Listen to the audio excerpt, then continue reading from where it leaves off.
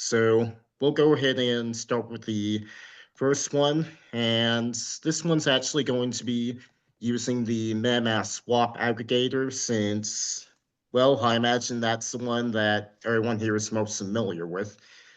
Now, the swap aggregator has been having some issues with the Binance Smart Chain recently. I'm going to go back over there as a sort of segue into why you would want to use our nets method, but for right now, I'm just going to use the Polygon mainnets because I checked that for the call and that's working for just fine. All right, so right now I have MetaMask in the expanded view, but you can also see what I'm looking at if you go over to the mini view by the extension. This essentially takes you to the same place. It's just that some people might want to use the expanded view. If, for example, if someone you're showing, I'm sorry. Anyway, yeah, it takes up quite a bit of room, but it's also helpful if you're showing someone on Zoom that's, say, on the phone or whatever. So, it's just easier to do this for the sake of the video. So anyway, I'll go ahead and hit the swap button. And then I'll click select token. And then I'll type in the token that I'm wanting to swap to. In this case, it'll be USDT. And I'm swapping from Polygon or Matic, depending on what who is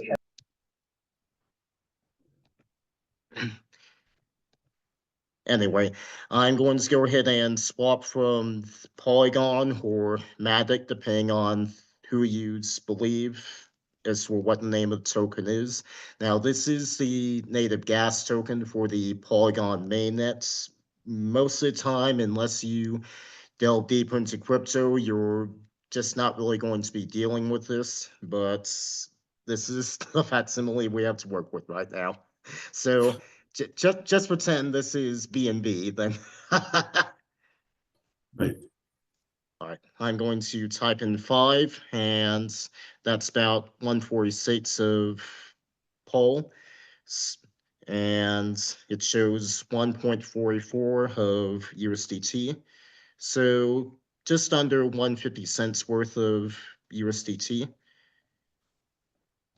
So I'll go ahead and hit the swap button down here.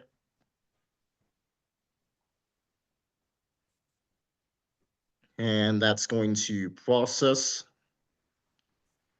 And once that's done, it's going to create your MetaMask account with that amount of USDT based off that swap. Hunter, is just a quick question on that. Does it make sense to swap things of that small of value? So it depends on the network you're working with. If you're working with, say, the Ethereum network, then absolutely not. But if you're working with a network that has lower fees, like, for example, the Binance Smart Chain or the Polygon chain, which typically has lower fees than the BNB chain, then it might make sense to do that. Typically, we wouldn't see amounts this small, probably not, but I'm doing this because, well, TV. Yeah, for our information. Yeah. Yeah. So as you can see, it took a bit out of the Polygon that I had and swapped it over to Tether USD. All right, so if we go back to the Binance Smart Chain, there are certain situations where you just might not want to use the swap aggregator from within MetaMask. Because something that a lot of people don't understand is that MetaMask itself actually isn't doing the swapping. What it's doing, what it's actually doing is It's finding different rates from different decentralized exchanges, showing you the best one, and then routing that swap on your behalf in order to make that swap for you.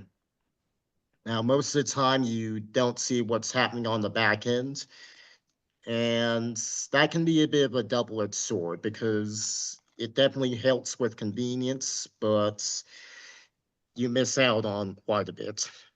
So let me go ahead and hit the swap button now that we're back in the Binance Smart Chain. And this time, I think I'm going to swap USDT for PFI. And I'm going to swap 10 USDT worth. Now, for tokens you add as custom tokens, MetaMask is going to show you this warning. Token add manually.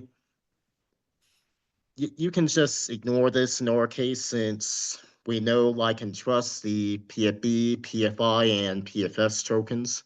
So we can go ahead and click continue swapping. It's fetching quotes. And yep, this is one of the reasons why you might not be able to use the swap aggregator because, as I said before, MetaMask is having some issues with that on the Binance Smart Chain. I do not know what's been causing this. I've tried a lot of different troubleshooting steps to try and work around this, including uninstalling and reinstalling the wallets. Nothing really seems to have worked as of yet.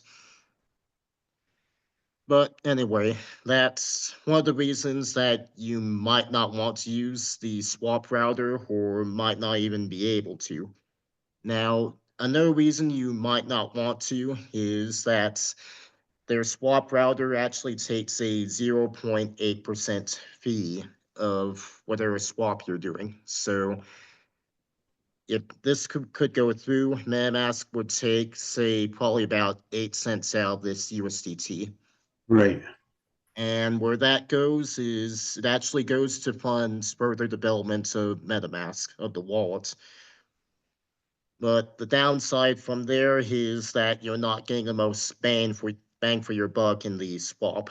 So that's a question you have to decide for yourself as to whether you're okay with that, with MetaMask taking a cut there, or maybe not.